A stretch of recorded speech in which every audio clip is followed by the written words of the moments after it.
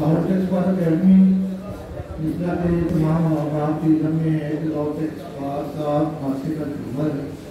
ایسی اکیڈمی جو اپنے پرفارمنس کے اعتبار سے، ایسی اکیڈمی جو نالج شیئرنگ کے اعتبار سے ہمارے پروفیشنلزم کو بڑی موٹیویٹ کرتی ہے، بڑی تربیت دیتی ہے. اس دفعہ میں تمام ممبران کا شکر گزار ہوں اور موجودہ روٹین اسپیشلی پریزیڈنٹ رانا صاحب کا، انہوں نے لاہور ٹیکس بار اکیڈمی کے چیئرمین کے طور پر مجھے ذمہ داری سونپی، جس حیثیت سے میں آج آپ بھائیوں کے سامنے ایک طالب علم کی حیثیت سے کھڑا ہوں. لاہور ٹیکس بار اکیڈمی کا تعارف کسی سے ڈھکا چھپا نہیں، کسی تعارف کا محتاج نہیں، اور تمام بھائیوں میرے بیٹھے ہیں وہ اسی طرح اس سارے کنڈکٹ معاملات کو سمجھتے ہیں، جانتے ہیں. تو آج کے پروگرام کا ہم باقاعدہ آغاز اللہ تعالیٰ کے بابرکت نام سے تلاوت کلام پاک سے کرتے ہیں. تو میں محترم محمد یوسف صاحب سے التماس کرتا ہوں وہ آئیں اور تلاوت کریں.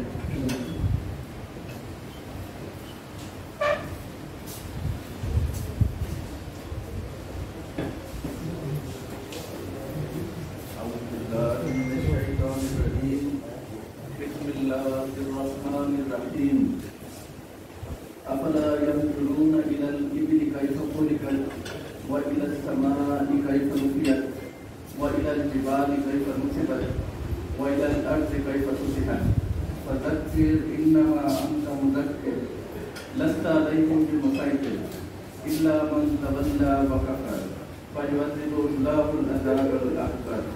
صدق الله العظيم. یہ قرآن پاک کے حوالے سے میں نے یہ جو اللہ رب العزت کی کلام کی کچھ آیات تلاوت کی ہیں، اس میں اللہ رب العزت نے ہمیں جو ہے وہ ایمان کے حوالے سے، تیاری کرنے کے حوالے سے جو ہے تاکید کی ہے کہ جب تک ہمارے دل میں اللہ رب العزت کی بڑائی نہیں ہوگی تو جو قرآن پاک والے احکامات ہیں ان پر چلنا ہمارے لیے اتنا آسان نہیں ہوگا. تو اللہ نے دعوت دی ہے کہ آپ جو ہے آسمان کو دیکھیں کہ کیسے میں نے آسمان کو بنا دیا بغیر ستونوں کے، اور آپ جو ہے زمین کو دیکھیں کیسے بچھا دیا ہے، آپ اونٹ کو دیکھیں کیسے میں نے اونٹ کو بنا دیا. اگر ہم صرف اپنے 24 گھنٹے میں روزانہ کوئی آدھا گھنٹہ یا کوئی 15 منٹ بھی صرف اللہ رب العزت کی بڑائی کو سوچنے میں گزار دیں تو انشاءاللہ ہمارے جو ایمانیات کا ایک حصہ ہے وہ مکمل ہونا شروع ہو جائے گا. جزاک اللہ خیر. محترم محمد یوسف صاحب نے کلام الہی سے مستفید کر رہی تھی، اور جہاں پہ اللہ تعالیٰ کا ذکر ہو وہاں پہ ان کے حبیب حضرت محمد صلی اللہ علیہ وسلم کا ذکر وہاں پہ لازم ہے. تو میں محترم سے سوائے صاحب سے جو آئیں وہ نواز شریف سے ہمارے امام کا دعویٰ کریں.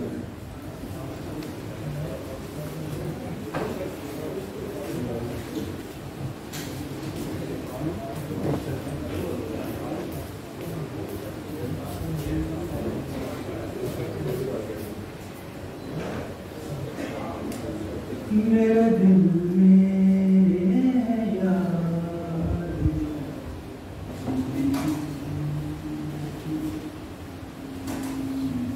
کہ میرے دل میں ہے یاد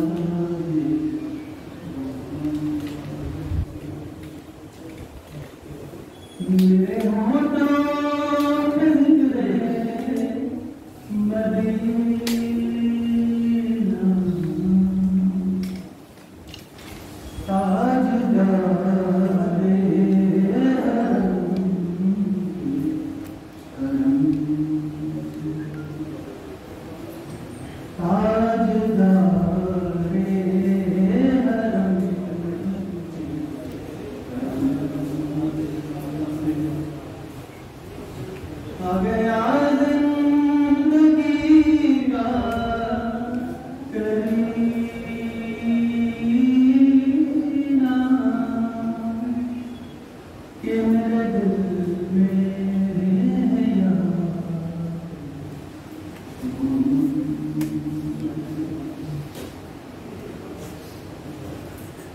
غلام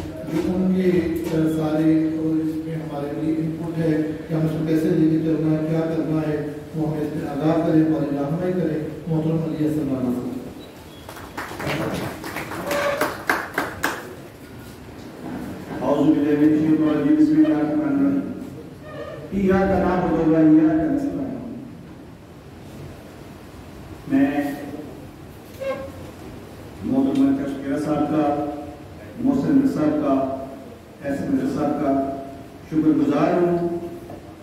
انہوں نے ہمیشہ کی طرح اپنی خدمات لاہور ٹیکس بار ایسوسیشن کے لیے پیش کی. میں تھوڑا سا تعارف کرواتا چلوں لاہور ٹیکس بار اکیڈمی کا. 2010 میں بطور جوائنٹ سیکرٹری منتخب ہوا تھا. میرے ساتھ عظیم خان صاحب صدر. یہ اکیڈمی ہم نے اس وقت بنائی تھی اور اللہ کا شکر ہے 2014 میں بھی جب میں تھا تب بھی اس اکیڈمی کو لے کے چلے. آج پھر اللہ نے موقع دیا ہمیں آپ کی خدمت کرنے کا. انشاءاللہ تعالی اس اکیڈمی کو پہلے کی طرح جو اس کی اصل شکل ہے اس کو لے کے چلیں گے. اس اکیڈمی کے ساتھ ایک اور آپ کو میں نیوز دیتا چلوں کہ ہم لوگ موک کلاسز کا بھی اجرا کرنے جا رہے ہیں. وہ بھی اس اکیڈمی کی طرح ایک شکل اس کی ہوگی. جو دوست یہاں انرول ہوں گے وہی دوست اس کلاسز کا وہ جو اجرا کرنے جا رہے ہیں اس میں انرول ہوں گے. یہ سمجھ لیں کہ یہ اس اکیڈمی میں آپ تھیوری پڑھیں گے اور موک کلاسز کے اندر آپ کا پریکٹیکل ہوگا. اس کا مقصد ایک یہ بھی ہے کہ جو بار اور بینچ میں تھوڑا سا فرق رہ گیا ہے اور بینچ یہ سمجھتا ہے کہ جو دوست ہمارے سامنے اپیئر ہوتے ہیں وہ ویل پریپیئرڈ نہیں ہوتے. ماشاءاللہ سبھی آپ صاحب علم ہیں.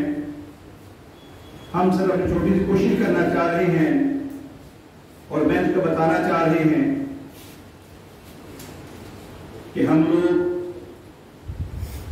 پڑھے لکھے ہیں. ہم تبھی لمٹ کراس کرتے ہیں جب ڈگنیٹی کا مسئلہ آتا ہے. کچھ دن پہلے بھی ہماری میٹنگ ہوئی ہے چیئرمین کے ساتھ. وہاں بھی ہم نے یہی ایشورنس کیا کہ آپ ہمیشہ کہتے ہیں بار بینچ میں فرق نہیں ہونا چاہیے. فرق تو آپ لوگ لے کے آتے ہیں. جب ہم لوگ دو گھنٹے باہر کھڑے ہو کے انتظار کریں گے اریٹیٹ تو ہم ہوں گے ہی, کیونکہ ہمارے پاس ایک کیس تو ہوتا نہیں ہے, لسٹ ہوتی لمبی جو ہم نے ہر کیس میں اپیئر ہونا ہے.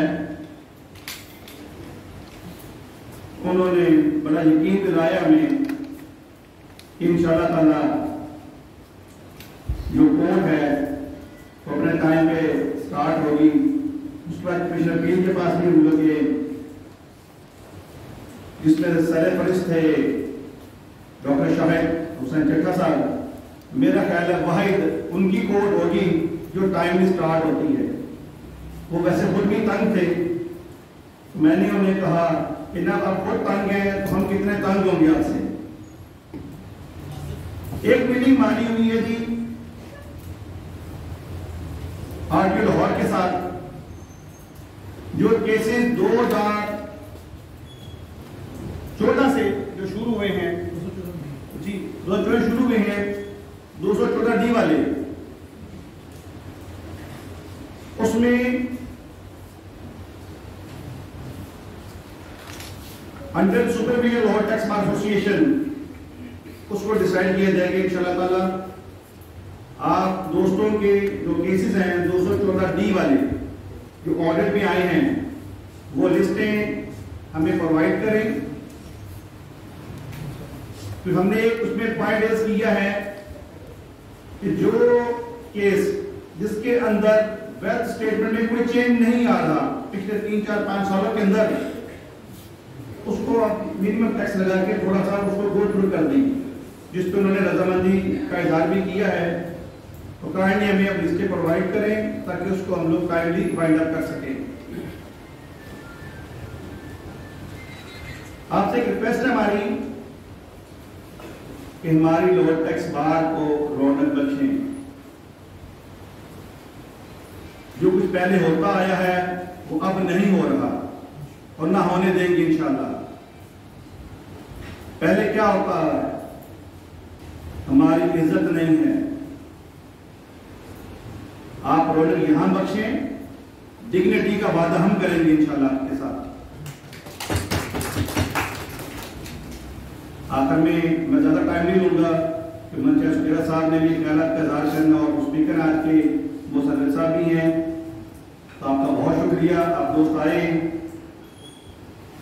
ہم لوگ کل سے فارم لانچ کر رہے ہیں موک کلاسز کا، تو ٹرائلز میں بھی رسیو کرائیے گی۔ بہت شکریہ۔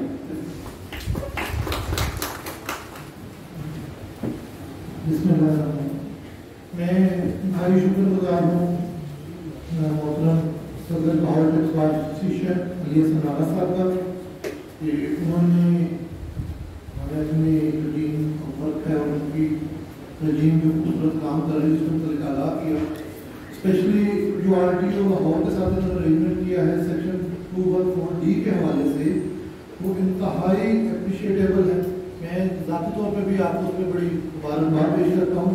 میں اپنے بار مہمان سے گزارش کروں گا کہ اس پہ بات کے ساتھ تعاون کریں، بجائے ہم کمشنرز کے، اے سیز کے، ان کے اسٹاف کے، ان کے نیگیٹو رویے کو فیس کریں۔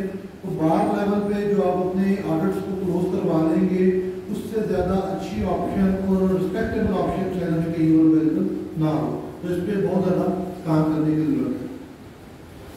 ہمارے پروگرام کا جو آج مین موضوع ہے، ویسے تو انشاءاللہ جنرل کوسچن کوئی بھی دوست کرے کرنا چاہے انشاءاللہ ہم حاضر ہیں، ہمارے اسپیکر منچا فیراز صاحب، مصطفی صاحب، علی حسن رانا سارے حاضر ہیں، لیکن چونکہ خاص موضوع آج ہم نے رکھا ہے انکم ٹیکس ریٹرن 2020 کے حوالے سے، جو اس میں پریکٹیکل پرابلم ہے، جو باقی انشاءاللہ جو آج اسپیکر ہے منچا فیراز صاحب ہمیں اس پہ ڈیمو بھی دیں گے اور اپنے پروجیکٹ پہ ساری چیزیں بتائیں گے بھی، اور وہ انشاءاللہ تمام سوالات کا جواب دیں گے۔ میں صرف چند چیزیں جو 2019 کے ریٹرن سے 2020 کی ریٹرن میں ڈفرنٹ ہے، اور وہاں پہ ہمارے دوست یا پریشان ہوتے ہیں یا سمجھتے ہیں کہ سسٹم کچھ غلط کر رہا ہے یا اس پہ ہماری کمپلینٹس آتی ہیں، لیکن وہ جب آپ اس کو سالوں میں دیکھتے ہیں پتہ چلتا ہے کہ بیسیکلی لا چینج ہو چکا ہوا ہے، پر ہم نے اس کو اپنے پاس پراپر اپڈیٹ نہیں کیا۔ میں چند چیزیں جو آئیڈینٹیفائی کی میں اس سے شیئر کرتا ہوں۔ ایک تو جو پہلے لا تھا 2019 تک کہ سیلری اور بزنس کی انکم، اگر کوئی بھی ایک انکم 50.1% ہوتی تھی اس کا ٹیکس چارج ہوتا تھا۔ ابھی سیلری اگر آپ کی 75% سے زیادہ ہوگی تو سیلری کا ریٹ لگے گا، اگر آپ کی سیلری جو ہے وہ 74% ہے اور بزنس انکم آپ کی صرف 26% بھی ہے تو آپ کا ریٹ بزنس کا لگ جائے گا، جس کی وجہ سے بہت سارے ریٹرن میں دوستوں کو کمپلینٹ آتی ہے کہ وہ سسٹم کیلکولیشن ٹیکس کی زیادہ کر رہا ہے، لیکن اور ہم نے بزنس انکم بھی تھوڑی دی ہوئی ہے لیکن پھر بھی زیادہ کر رہا ہے، لیکن یہ ریشو 75 اور 25 ہے۔ دوسری کیپٹل گین پر تو دوست ہمارے ماشاءاللہ بڑے اپڈیٹ ہیں، سارے دوست سمجھتے ہیں کہ جو 2019 میں چینج آئی 2020 سے 2020 کے لیے کہ سب سے جو ہے یہ سمجھ لیں کہ ایگریسو سال کیپٹل گین کے حوالے سے 2020 ہے، جس کے اندر ٹائم لیمٹ کو بڑھا کے 8 سال کر دیا۔ آپ کی پراپرٹی سیل ہونی ہے ہوئی ہے، اس کی مدت اگر پلاٹ ہے تو 8 سال کے بعد وہ ریٹ زیرو ہوگا، اور اگر بلڈنگ ہے تو 4 سال کے بعد ریٹ زیرو ہوگا۔ تو وہ کیپٹل گین کے حوالے سے جو ہے اور اس کے ریٹس بھی انہوں نے زیادہ کر دیے، تو اس کے اوپر دوستوں کو پرابلم آ رہی ہے۔ 2021 میں جا کے پھر انہوں نے اس کی مدت کم کر کے 4 سال کر دی، 8 سال کم کر کے ریٹ بھی تقریباً ہاف ہو گئے ہیں 2020 سے کمپیریبل 2021 میں، لیکن 2020 کے اندر وہ کافی زیادہ ہے۔ ایک بہت مین ایشو دوستوں کو فیس کرنا پڑ رہا ہے جو پراپر ڈیٹ کے اوپر سیکشن 7B اور سیکشن 151 کے ریفرنس، ہم سمجھتے ہیں کہ شاید جو سیکشن 151 کے اندر ٹیکس ودہیلڈ ہو گیا یہ ہمارا فائنل ٹیکس ہے، حالانکہ ایسا نہیں ہے۔ سیکشن 151 کے اندر ٹیکس ودہیلڈ ہوا وہ آپ کی ود ہولڈنگ کے پرپز کی حد تک ود ہولڈنگ ایجنٹ نے جو ہے وہ چارج کی ود ہولڈ کیا۔ چارجنگ سیکشن جو سیکشن 7B ہے، اور سیکشن 7B کے اندر جو پچھلے سال ہے وہ منیمم جو ریٹ ہے اس کے آگے 3 ریٹ اویلیبل ہے، لیکن جو منیمم ریٹ ہے وہ 15% ہے، تو آپ کو 10 ود ہولڈ ہوگا، 15 پے کر پائے، गैप का एक फ़ायदा भी है, अगर आपका गाड़ी के टोकन पे, प्रॉपर्टी परचेज करने पे, इलेक्ट्रिसिटी बिल पे, तो मोबाइल फ़ोन पे कहीं भी आपका एडवांस टैक्स दायर हुआ हुआ है तो आप उसको इसके अगेंस्ट क्लेम कर सकते हैं। उसके बाद ये है कि जी जो दोस्त NPOs को ट्रेड करते हैं, NPOs के लिए बड़ी मेजर चेंज आई थी कि उन्होंने कहा जी जो रिबेट है वो सिर्फ उस NPO में मिलेगा जो सेक्शन 2 सबसेक्शन 36 के तहत कमिश्नर के पास अपनी एनरोल्ड होगी। तमाम NPOs के लिए रिबेट अवेलेबल नहीं है, इसलिए अगर हमारे पास ऐसी NPO है जिसकी हमने अप्रूवल कमिश्नर से नहीं करवाई हुई सेक्शन 2 सबसेक्शन 36 के तहत, तो उसको फिलफिल करवा लें, अदरवाइज आप उसके रिबेट के वो हकदार नहीं होंगे। उसके बाद ये है कि जो टीचर रिबेट था उसको 40% से कम करके 25% कर दिया गया था, और 25% सिर्फ उन लोगों के लिए जो NPOs के अंदर, नॉन प्रॉफिट ऑर्गेनाइजेशन के अंदर या जो हायर कमीशन के अंदर जो तालीमी इदारे रजिस्टर्ड हैं, सिर्फ उनके टीचर्स को, तमाम टीचर्स के लिए वो फैसिलिटी नहीं है, हर टीचर उस कैटेगरी में नहीं आता, सिर्फ जो नॉन प्रॉफिट ऑर्गेनाइजेशन के तहत चलने वाले इंस्टीट्यूट है और हायर कमीशन से रजिस्टर्ड इंस्टीट्यूट है, सिर्फ उनके टीचर जो है वो इसको अवेल कर सकते हैं, लेकिन उन्हें 25% के अंदर। सीनियर सिटीजन अलाउंस 2018 तक अवेलेबल था, जिसके बाद वो खत्म हो चुका हुआ है, क्योंकि इस पर भी दोस्तों में क्वेश्चन है। रेजिडेंट नॉन रेजिडेंट की तारीफ 2020 के लिए चेंज हो चुकी है।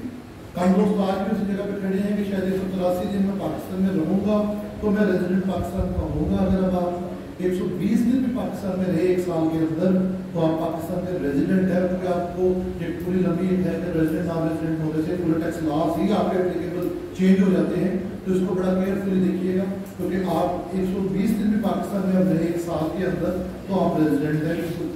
236W सेक्शन था जो FPR रेट और DC रेट के दरमियान में कम्युनिटी ले लेता था 3% टैक्स पे करके वाइट सोर्स के अंदर, वो 2020 में अवेलेबल नहीं है, इसलिए हमें जो हायर रेट है FPR का हो या DC रेट हो या फेयर मार्केट वैल्यू हो वही डिक्लेयर भी करनी है, और उसी के ऊपर हमें अपना वाइट सोर्स वो भी रिकनसाइल करवाना है।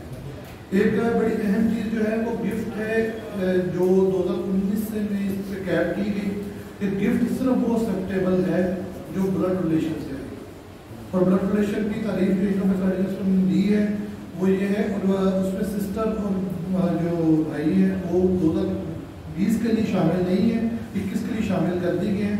पहले कहा गया सेंडिंग जो आपके दादा परदादा बेटा पोता मियाँ बीवी और आपके ये औलाद जो उसमें आएगी ब्लड रिलेशन, इसको केयरफुली देखिएगा कि हम अदरवाइज वो नहीं कर सकते।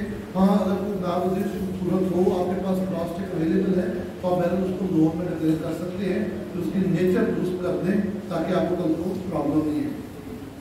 एक अहम चेंज ये आई थी 2020 के लिए, जिसको अभी तक हमारे फॉलो नहीं किया जा रहा, ना ही हम टैक्स पेयर चीज़ें इसको कर रहे हैं, कि अगर आपने 50 लाख से ज़्यादा इनकम प्रॉपर्टी खरीदनी है तो क्रॉस चेक करना है, अगर आपने 10 लाख से ज़्यादा कोई दीगर मूवेबल प्रॉपर्टी गाड़ी वगैरह खरीदनी है तो उसको क्रॉस चेक से पे करना है, अदरवाइज 5% पेनल्टी इसकी ज़्यादा प्रेस्क्राइब्ड है। अब क्लाइंट हमारे पास लेके आ रहे हैं, उन्होंने रेशमा की गाड़ी खरीदी फलां खरीदा, लेकिन वो क्रॉस चेक नहीं हुए होते, तो ये कम से कम उनको आगाह जरूर करें ताकि कल को प्रोफेशनली आपके लिए दिक्कत का बायस वो नहीं बने। इसी टेन्योर के अंदर दिसंबर 2019 के अंदर ट्रेडर एमनेस्टी आई थी, जिसके अंदर कहा गया कि वो ट्रेडर की तारीफ की गई कि वो आदमी जो कोई भी चीज़ खरीदे उसको एज इट इज सेल करे, वो रिटेलर हो सकता है, वो होलसेलर हो सकता है, वो डिस्ट्रीब्यूटर हो सकता है, लॉ ने कोई पाबंदी नहीं लगाई।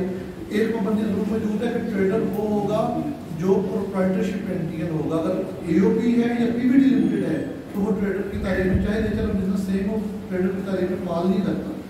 तो उसको उन्होंने कहा कि अगर वो 10 करोड़ रुपए तक की सेल करे तो वो 0.5% सेक्शन 113 का मिनिमम टैक्स देगा, और ये 10 करोड़ की सेल की लिमिट जो है ये यार्न के जो हमारे ट्रेडर है उन पर एप्लीकेबल नहीं है, अदर देन यार्न ये सब के ऊपर एप्लीकेबल है। और इस दफा रिटर्न में वो इसका रेट अवेलेबल है, और इसके अंदर भी एक चीज़ याद रखने वाली है कि 0.5% या 2018 का पेड टैक्स, अगर 2018 का पेड टैक्स ऑलरेडी ज़्यादा है तो फिर वो आपको मिनिमम वो देना पड़ेगा। उसके बाद इसी वाले से उन्होंने इस दफ़ा हमें वो सिंप्लीफाइड रिटर्न दी है 10 मिलियन से कम जो जिन लोगों का ट्रेडर्स का टर्नओवर है उसके ऊपर, लेकिन ये जो हम ट्रेडर इंडस्ट्री की बात करें वो 100 मिलियन तक है, 10 करोड़ का, उसको वाले से है।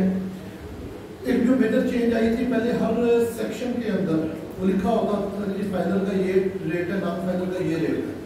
تو لاسٹ ایئر انہوں نے کر دیا تھا کہ ہر جگہ سے اس کو ختم کر دیا تھا اور 10 شیڈول ایڈ کر دیا تھا. یہ چیزیں ساری دوستوں نے پڑھی ہوئی ہیں تب بیان، لیکن اب چونکہ ریٹرن کا ٹائم ہے میں چھوٹی چھوٹی چیزیں صرف ریوائز چند جملوں میں کروانا چاہ رہا ہوں. تو 10 شیڈول انہوں نے ایڈ کر دیا تھا کہ ہر وہ اس میں کچھ ایگزمپشن ہے لیکن سیکشن پہ اپلائی نہیں ہوتا. لیکن مجھے ایسا کہ جو بھی ریٹ بک میں گیون ہے نان فائنل اس سے ڈبل پے کرے گا 10 شیڈول کے تحت. تو باقی اس کے تحت یہ بھی تھا کہ اگر بندہ سمجھتا ہے کہ کوئی اپلیکیبل نہیں ہے، نہیں ہوتا، تو وہ کمشنر سے اس کی ایگزمپشن بھی لے سکتا ہے اور کچھ ایگزمپشن جو سیکشن کے اویلیبل ہیں. اس کے بعد ریمیٹنس بہت بڑا سوال ہے کیونکہ 2019 تک جو تھا اس کو 1 کروڑ پہ کیپ کیا گیا تھا سیکشن 111(4) کے ریفرنس سے. تو 2020 اور 2021 کے اندر اس کو 50 لاکھ پہ کیپ کر دیا گیا ہے. 50 لاکھ سے زیادہ اگر آپ ریمیٹنس ڈکلیئر کریں گے تو آپ کے لیے وہ 111 کے اندر ہٹ ہو جائے گی. تو اس لیے اس کو بڑا ہی کیئرفلی وہ دیکھ کے سواب کریں. ود ہولڈنگ اسٹیٹمنٹ کو پچھلے سال بائی اینول کیا گیا تھا جو کہ اس بجٹ میں کوارٹرلی ہوگی اور اس کی 20 تاریخ لاسٹ ہے. اگر کسی دوست نے اپنی کوارٹرلی اسٹیٹمنٹس فائل نہیں کی اپنے کلائنٹس کی تو وہ ذرا لازمی اس کو دیکھ لیں. ادروائز ہوتا ہے تو 10,000 روپیہ منیمم جرمانہ اور 25 روپیہ ڈیلی جرمانہ with statement file. Section 182A اس بجٹ میں انٹروڈیوس ہوا جس کے اندر محترم منشا شیرا صاحب، محسن صاحب، علی حسن رانا صاحب، یہ سارے دوست قابل قدر. اس میں ہم ممبر صاحب سے ملے تھے تب یہ 2018 میں پرابلم شروع ہوا تھا کہ جی ڈیٹ ایکسٹینڈ نہیں اور یہ ریٹیل میں نام بھی نہیں آ رہا اور لا میں پرستہ پرووائڈڈ نہیں تھا. تو پھر وہاں پہ ممبر صاحب ان سے ہم نے ساری ڈسکشن کی، ان کو تجویز دی کہ آپ اس کی منیمم پینلٹی رکھ کے پینلٹی وے آؤٹ ضرور دیں اور لوگوں کو دادا کو 182A ایڈ کیا گیا کہ آپ 1000 روپیہ انڈیویجول کے لیے، 10,000 روپیہ AOP کے لیے اور 20,000 روپیہ کمپنی کے لیے دے کے آپ اس میں وہ کر سکتے ہیں. ایک بڑی اہم چیز میں اپنے استاد محترم منشا شیرا صاحب سے کہوں گا، اس پہ آپ نے ہمیں ضرور گائیڈ کرنا ہے، وہ ہے ورکرز ویلفیئر فنڈ. کیونکہ پہلے یہ فیڈرل لے رہا تھا، ہمارے پاس آسانی تھی کہ ہم ریٹرن میں اس کو بطور ایکسپینس کلیم بھی کر لیتے تھے اور اپنے ریفنڈ سے ایڈجسٹ بھی کر لیتے تھے. اب یہ چلا گیا پروونس کے پاس. وہ ہر وہ انڈسٹریل انڈرٹیکنگ اور انڈسٹریل انڈرٹیکنگ کی جو تعریف ورکرز ویلفیئر فنڈ ایکٹ کے اندر موجود ہے اس کے اندر تمام شاپس آتی ہیں، تمام آفسز آتے ہیں، تمام فیکٹریز آتی ہیں. یعنی کہ جو بزنس انکم ارن کر رہا ہے وہ اس تعریف میں آتا ہے اور اس کی 5 لاکھ انکم ہے تو اس سے ورکرز ویلفیئر فنڈ FBR جو ہے وہ پنجاب ریونیو اتھارٹی جو ہے وہ وصول کرے گی. لا کے تحت مختصر یہ ہے کہ آپ نے انکم ٹیکس ریٹرن فائل کرنی ہے، اس کے بعد اس کا ورکرز ویلفیئر فنڈ پے کرنا ہے، ریٹرن کی کاپی اور آپ نے وہ چلان وہ PRA کو سبمٹ کرنا ہے. ادروائز آپ اس میں جیسے ادھر ہم وہ ڈیفالٹر گنے جاتے ہیں ادھر آپ ڈیفالٹر گنے جائیں گے. تو ورکر ویلفیئر فنڈ کے حوالے سے خدشہ یہ لگ رہا ہے اس طرح ایگریکلچر انکم ٹیکس پہ لوگوں کو دوستوں کو 5 سال بعد سمجھ آئی کہ ہم لاکھوں کروڑوں روپے کی ایگریکلچر انکم ڈال رہے ہیں. تو جب نوٹس آنے شروع ہوئے ریونیو بورڈ کو تو سمجھ آئی کہ یہ 2013 کا گورنمنٹ ہو گیا. تو ورکرز ویلفیئر فنڈ بھی اس ٹائم بالکل انٹائر اس کی سچویشن چینج ہو گئی ہے. اس کو کیئرفلی آپ دیکھیے. اس کے بعد جو ہے جب بہت ساری ریٹرنس جو ہیں بہت سارے سیکشنز جو ہیں وہ فائنل سے منیمم کر دیے گئے. ان کی ایک لمبی طویل فہرست ہے جس کے اندر سیکشن 138 کی بھی ہولڈنگس ہے، اس کے اندر 153 کی بھی ہولڈنگس ہے، اس کے اندر جو 233 کی بھی ہولڈنگس ہے، دیگر بھی ہولڈنگس ہیں. تو اس کو بھی آپ وہ دوست کیا کر رہے ہیں کہ وہ بڑی کامن غلطی آئی ہے اور واٹس ایپ گروپ میں دوستوں نے دیکھا ہوا ہے، دوسرے کو شیئر کرتے ہیں پوچھتے کہ جب ہم اس سیکشن کی جو ہولڈنگ کو فائنل میں ڈال دیتے ہیں تو سسٹم ہمارا ڈبل ٹیکس نکال دیتا ہے. وہ کہتے ہیں یہ تو آپ نے منیمم نہیں دینا تھا، اب فائنل میں فیڈ آپ نے خود کر لیا، آپ نے اس کو یہ ٹریٹ نہیں کیا کہ یہ منیمم ہے تو وہ سسٹم اس کی ڈبل ٹیکسیشن کر دیتا ہے. یا اگر آپ یہ کرتے ہیں کہ نارمل ریٹرن بنا دیتے ہیں اس کو منیمم میں جا کے پٹ نہیں کرتے تو اس کو سارے کو ریفنڈ میں لے جاتا ہے. تو اس حوالے سے بھی آپ کو فائنل میں منیمم کے جو معاملات ہیں اس کے اوپر بھی بڑا کیئرفل رہنا پڑے گا. باقی کویسچن آنسر ہم آپ سے بھی لیں گے، سارے ہاؤس سے لیں گے جیسے جیسے آپ کریں گے انشاءاللہ ہمارے اسپیکر محترم منشا شیرا صاحب اس کا جواب بھی دیں گے. میں بلا تاخیر इल्तमास करता हूँ मुख्तरम उस्ताद बच्चा शेरा साहब से कि आएँ और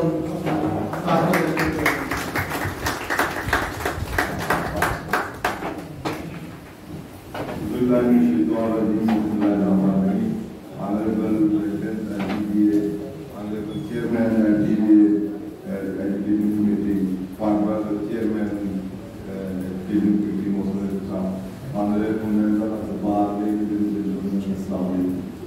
आप लोग जानते हैं कि लेक्चर का ये सिलसिला तो पुराना ही चला रहा है, तो हम फिर आप दोबारा इसको कंटिन्यू करेंगे। इसमें बेसिकली ऑब्जेक्टिव ये है कि जो न्यू मेंबर हैं या सीनियर मेंबर हैं आपस में ये आप यूज करें, और इसमें जो स्किल डेवलपमेंट है कोर्ट या एफिडेंट अथॉरिटी के लिए ज़्यादा हमारा फोकस उस पर होगा। तो आज का लेक्चर जो है स्टार्ट कर देंगे क्योंकि टाइम जो है वैसे ही स्टार्ट है। तो इसमें ये जो आज का टॉपिक है ये return filing of return of income और वेल्थ स्टेटमेंट इम्प्लीमेंट है। तो इसके साथ साथ इसमें हम थोड़ा टाइम देंगे जो एकेडमिक लेक्चर होगा, बाकी प्रैक्टिकल जो होगा इसमें इशू क्या है, क्या हमें केयरफुल कहाँ होना है, कौन सी चीज़ें जो प्रैक्टिकल इशू है उनको कैसे रिजॉल्व करना है, ताकि बाद में जो लोग 122.5 का या 5A का आए या 111 की एडिट से हों तो उसको अब हम इसी वक्त ही कैसे कैप्चर कर लें ताकि उसमें मिनिमम हमारे शॉर्ट कमिंग या डेफिशिएंसी या एरर ओमिशन जो है मिनिमम हो। तो इसमें ये बता इसमें बेसिकली यहाँ तो नजर नहीं आता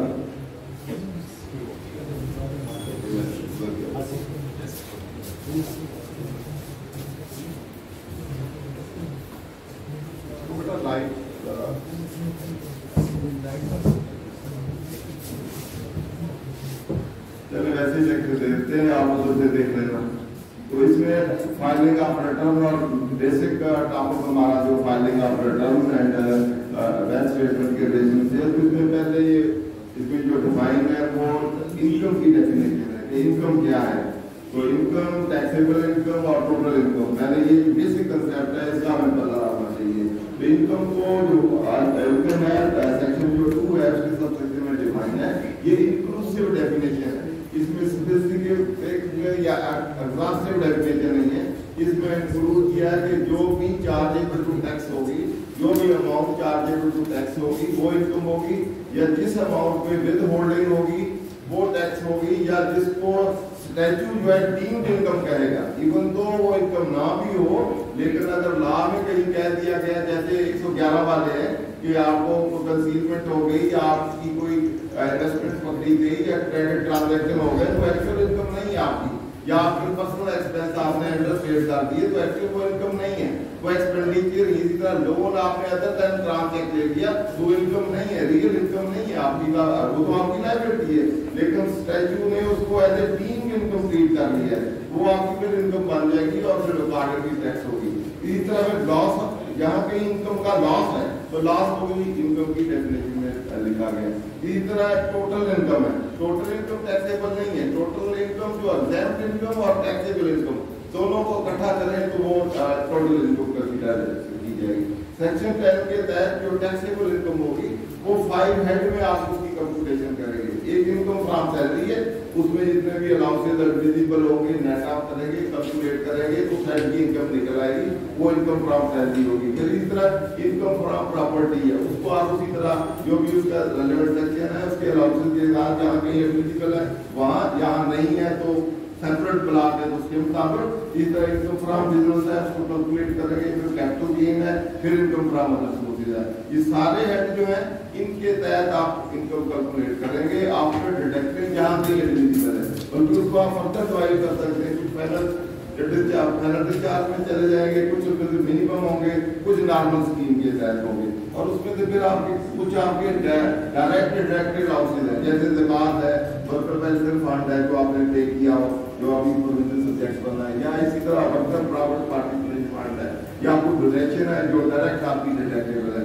उसके बाद जो कंप्यूट होगा वो आपकी होगी टैक्सेबल इनकम। टैक्सेबल इनकम पे फिर आप टैक्स कैलकुलेट करेंगे।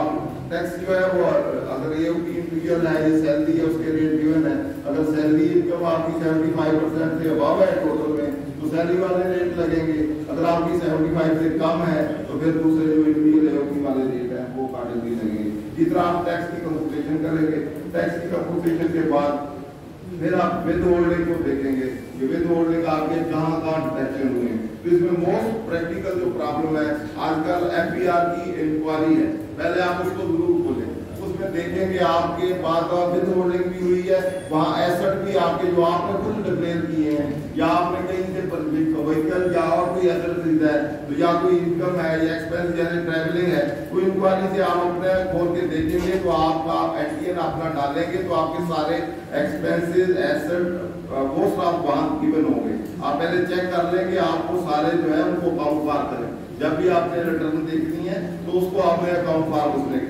करना है, तो वहां से आप चेक कर रहे हैं और रिकंसाइल कर रहे हैं। दूसरा आपने जब भी सबसे मोस्ट इसमें जो प्रॉब्लम है वो जो 111 का सेक्शन जिसमें वो करते हैं वो आपकी टर्नओवर है। अब जब भी टर्नओवर जो भी आपने डिक्लेयर करनी है वो उसको आपने 3-4 चीजों से रिकंसाइल करना है। एक तो आप सेल टैक्स में देखें कि सेल टैक्स की 12 माह अगर आप रजिस्टर्ड है तो सेल टैक्स की 12 माह की रिटर्न में जो आपने सेल डिक्लेयर की है उसको देखें, उसके साथ रिकंसाइल करें। डिफरेंसेस हो सकते हैं क्योंकि वो सिर्फ सेल टैक्स में सिर्फ गुड्स की सेल हो सकती है, यहाँ आपकी इनकम जो है सेल्स डिफरेंस दूसरी सर्विसेज की भी हो सकती है, इनकम की भी हो सकती है। इसलिए आप पीआरए में अगर आपने कोई सर्विसेज की डिक्लेयर की है उसको भी कंबाइन करें और साथ जो यहाँ वाली है गुड वाली सेल यहाँ सेल टैक्स रिटर्न में की है उसको भी आप कंबाइन करें। कंबाइन करके जो आपने सेल डिक्लेयर की उससे कंपैरिजन करें और फिर डिफरेंसेस देखें कि डिफरेंसेस क्या है। दूसरा आप के बैंक अकाउंट अगर है तो बैंक अकाउंट में आप क्रेडिट एंट्री जो आजकल ऐड करते हैं तो क्रेडिट एंट्री को देखें कि आपकी क्रेडिट एंट्री कितनी है, उनको जितने भी बैंक्स हैं उनको आप एटलीस्ट ओपनिंग बैलेंस देख लें, क्रेडिट एंट्री देख लें, डेबिट एंट्री देख लें, नेट बैलेंस देख लें। तो क्रेडिट का सारे बैंक्स का टोटल कर लें, टोटल करके फिर सेल के साथ कंपैरिजन करें कि कितना डिफरेंसेस है, उसको ज्यादा ओवर डिफरेंसेस है फिर रिसीवर पेबल्स के साथ या एडवांसेस के साथ उसको रिकंसाइल कर लें। रिकंसाइल करके खुद चेक कर लें कि आया ज्यादा डिफरेंस तो नहीं है, कल को नोटिस आएगा तो आप कैसे रिकंसाइल करेंगे। नोटिस से पहले ही आप सेल डिक्लेयर करते हुए उसको रिकंसाइल कर लें, कम से कम जो डिफरेंसेस है उसको एडजस्ट कर लें, देख लें किस तरह। इसी तरह आप कुछ चीजें जैसे डिक्लेयर करते हैं आप फाइनल डिस्चार्ज में तो वहाँ रसीद डिक्लेयर कर देते हैं कि इतनी सप्लाई है, इतनी सर्विसेज है, तो वहाँ रसीद की अमाउंट देते हैं। जबकि यहाँ सेल आप अप्रूवल बेसिस पे करते हैं तो उस रसीद को भी पहले इससे मैच कर लें, क्योंकि नोटिस आएगा कि ये डिफरेंस है, इधर आपने सेल खुद डिक्लेयर की इतनी, वहाँ आपकी रसीद इतनी है, तो रसीद को पहले सेल में कन्वर्ट करें। उसमें कोई आपके ओपनिंग रिसीवेबल है, क्लोजिंग रिसीवेबल है, ओपनिंग वाले उसमें से लेस करते हैं, क्लोजिंग वाले ऐड करते हैं, फिर आपकी सेल बन जाएगी। इधर एडवांस ओपनिंग क्लोजिंग आप ले लिए तो उनको एडजस्ट करके उसके साथ मैच करके देख लें ताकि, और इसी तरह जो टैक्स विद ऐड हुआ है डेट आपकी है या उसको ऐड बैक कर लें या और चीजें हैं तो ऐड बैक करके पहले आपकी चीजों को ये टर्नओवर वाला जो मेजर प्रैक्टिकल इशू है इसको आप पहले खुद रिकंसाइल कर लें, एडजस्ट कर लें, जो भी एडजस्टिंग आइटम्स है वो उसको देख लें और अपनी बैंक स्टेटमेंट के जितने भी क्रेडिट्स हैं उसको भी देख लें वो कहाँ से आए हैं। या इंटरनल बैंक से दूसरे में है उसको एडजस्टमेंट दे दें, उसको निकाल दें उसको क्रेडिट में से, या कोई डिसऑनर चेक हुए हैं आपने जमा कराए या आपने कैश डिपॉजिट कराया या कैपिटल डिपॉजिट कराया या आपने कोई लोन लिया हुआ है वो अमाउंट आई तो उस टोटल क्रेडिट में से निकाल के उसके साथ रिकंसाइल कर लें। रिकंसिलिएशन जो है पहले जरूर कर लें। जब भी आपने टर्नओवर डिक्लेयर करनी है तो पहला मोस्ट प्रैक्टिकल प्रॉब्लम ये है कि इसमें जब एडिशन होगी तो टोटल पे ही फिर टैक्स लगेगा, वो फिर जो 111(1)(d) है टोटल की टोटल एडिशन उसमें कर देंगे। लेकिन इस साल से 2021 से ऑनवर्ड इसको इनकम फ्रॉम बिजनेस में एडिशन होगी तो उसमें फिर कुछ ना कुछ अलाउंसेस भी हो सकता है तो कोई डिडक्शन भी दे दे, लेकिन इससे पहले जो रिटर्न अभी हमने फाइल करनी है उसमें उसके लिए कोई डिडक्शन नहीं है, वो 100% आपकी that will be treated as your deemed income. Deemed income अभी हमने डेफिनेशन इनकम की पढ़ी है, तो ये एक्चुअल इनकम नहीं है आपकी। सारे बैंक ट्रांजैक्शन आपने किसी से लिए हैं, उधार लिया है या कोई लिया तो वो या इंटर बैंक ट्रांसफर किया है, कोई एक्चुअल इनकम नहीं है। लेकिन स्टैट्यूट ने इंटरसेक्शन 11 जो 1111(d) जो है उसमें उसको ट्रीट कर लिया है कि जो आपने वो क्रेडिट ट्रांजैक्शन है आपने अगर उसकी कोई एक्सप्लेनेशन नहीं दी बराबर रिकंसाइल नहीं किया तो वो आपकी टीम रिन्यू हो जाएगी और उसमें जो भी आपका रेट बनता है 30 है 32 है 15 जो भी रेट बना है वो लग जाएगा और हैवी लायबिलिटी आप पे आ जाएगी। तो इसलिए ये मेजर पोर्शन है क्योंकि तमाम रिटर्न में सबसे बड़ी फिक्र किसकी होती है, टर्नओवर की। तो टर्नओवर में आप रिस्क ना लें, टर्नओवर में पूरा पहले रिकंसाइल कर लें, इधर उधर से हर जगह से चेक कर लें और बात कर रजिस्टर्ड जो आपने परचेज की है या सेल की है किसी रजिस्टर्ड पर्सन को तो वहां से भी चेक हो जाएगी क्योंकि आपका जो पोर्टल है पोर्टल पे इंटर रिकॉन्सिलेशन सिस्टम है। जो आपने सेल की आपने डिक्लेयर नहीं की तो वहां से चेक हो जाएगी, आप पकड़े जाएंगे फिर एडिशन हो जाएगी। इसी तरह ये सेल वाला जो है ये मेजर आइटम है, ये ऐड होगा तो आपकी लायबिलिटी बहुत हैवी होगी। इसी तरह इसके अपोजिट है परचेज।